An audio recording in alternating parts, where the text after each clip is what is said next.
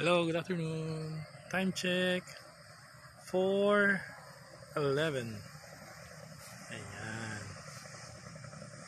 Andito po ulit tayo. We're here again at Takas Mansion. Update lang po tayo sa mga nagawa na nila. Ayan. Ay, beam na po. Beam na tayo sa taas. Beam.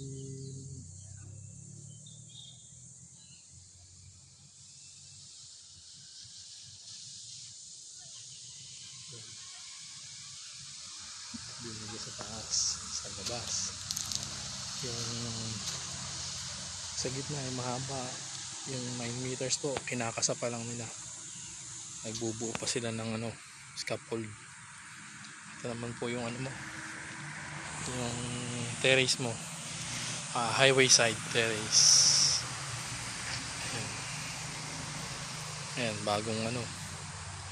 bagong gawa, bagong asintada.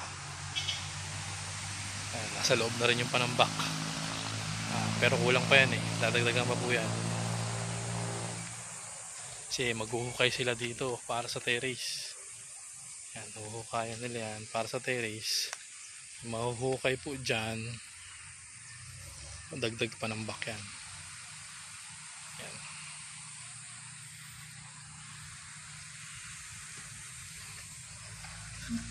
Aliko, mahina ng tuhod. Nagtatambak pa lang po dito sa bedroom number 3. Ayan, mga balde-balde, akat dito, tapon sa loob. Ayan na po ang natambak nila, marami na rin. Kailangan lang ikalat, tapos compactor. Biga na rin pala rito.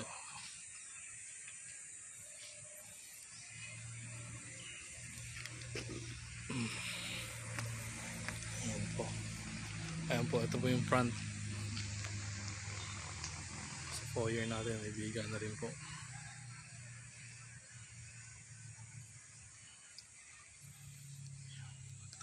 Itong poste na to, binuhusan nila kanina.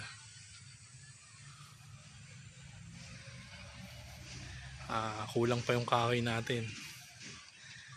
Nag-order pa po ako ng 2x2 tsaka 2x3. Kasi itong 9 meters yata dito po ilalagay. Ayan, kalawit na. Ayan, may nakahanger po tayo rito ng biga. Mahaba-haba yan, dyan idudugtong. So, kailangan natin ng maraming tukod. Tsaka sabi ni foreman at ni architect, 21 days ang itatagal ng tukod na yun para talagang tuyong-tuyo, para matibay, hindi lulundo. Ayan po. So, nag-order na naman po ako ng kahoy, 2x2 and 2x3.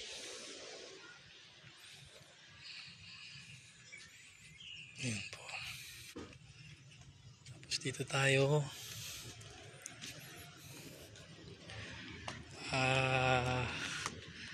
Yung pinto po dito ay later na daw po nila gagawin. Yung pagbasag nito, madali na lang daw naman po yun. Tambak na rin dito onte.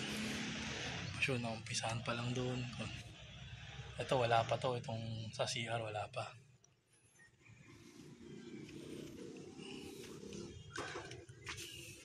Tapos manual compactor. Ito onti pa lang din. Ito nagtambak na kanina.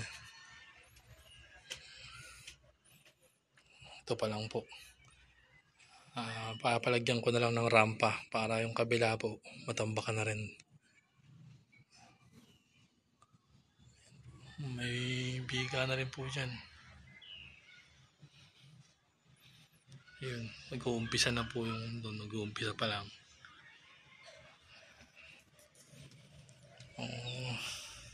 Malapit-lapit na. Akala ko tapos na tayo sa bakal. Ay, hindi pa pala. Yung flooring pala nito, may bakal din na ilalatag. Jeez. Ayun, kinukompute na po ni architect para ma-order na rin. Hindi pala nakasama rin sa daan sa mga 12 tsaka 16 na in-order namin noong nakaraan. Ayun. Tapos ano po, yung ating kisame, steel trusses yata ito. Ano bang gagamitin sa steel trusses? Baka mga angular, parlings ba? Parlings ba ganyan? Si parlings. Ayan po.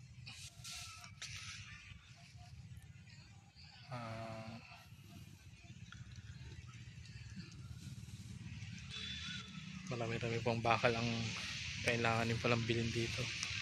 And ano po, update po na update tayo sa sa semento. Ayan, wait lang po at punta natin yung barracks. Ayan. Ayan na lang po ang semento natin. 2, 4, 6, 5, 5, 10, 15, 20. 1, 2, 23, 4, 25, 26, 27. 27 bags ang natitira natin out of 200. Tomorrow po, bubuhatin nila tong barracks, ililipat nila. Siguro po dito nila ililipat, dito banda. Para maluwag dito, maluwag na yung daanan. Tapos ito po, ililipat dun sa pagitan ng kubo para may shade. Ayan po.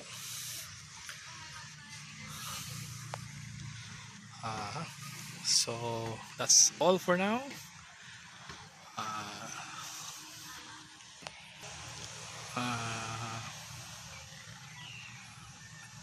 I'll update again po tomorrow, God willing. Ayan po. Babush for now. Bye bye.